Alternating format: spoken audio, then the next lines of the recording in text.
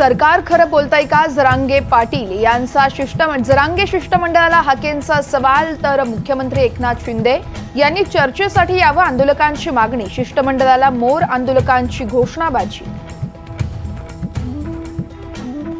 बीडच्या परळीमध्ये हाकेंच्या समर्थनार्थ ओबीसी समाजाचा रास्ता रोको. बीड, परभणी, सोनपेठ या साईडला जाणारी वाहतूक काही वेळासाठी बंद. आम्हाला पाणी पाजलं, तुम्हालाही पाणी पाजणार. जरांगेंचा सरकारला इशारा. रुग्णालयातून डिस्चार्ज मिळाल्यानंतर जरांगे बीडकडे रवाना.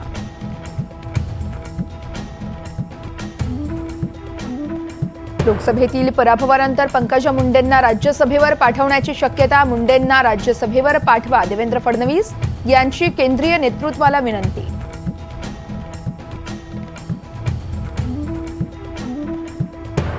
निवडणूक आयोगाकडून सुजय विखे पाटील यांची फेर मतमोजणीची मागणी मान्य. विखेंना पराभव मान्य नाही, खासदार लंकेंचा टोला. मुंबईत आज प्रदेश भाजपच्या कोर कमिटीची महत्त्वाची बैठक. विधान परिषदेच्या 11 जागांच्या संदर्भात बैठकीत चर्चा होणार. देवेंद्र फडणवीस, प्रदेशाध्यक्ष चंद्रशेखर बावनकुळे राहणार उपस्थित. शक्तीपीठचा विषय संपला. नागपूर गोवा शक्तीपीठ महामार्गासाठी भूसंपादन करणार नाही, चंद्रकांत पाटलांचं स्पष्टीकरण. पंतप्रधान नरेंद्र मोदींनी श्रीनगरमध्ये योग दिवस केलाय साजरा. न्यूयॉर्क पासून मेलबर्न पर्यंत योग दिवसाचं सेलिब्रेशन.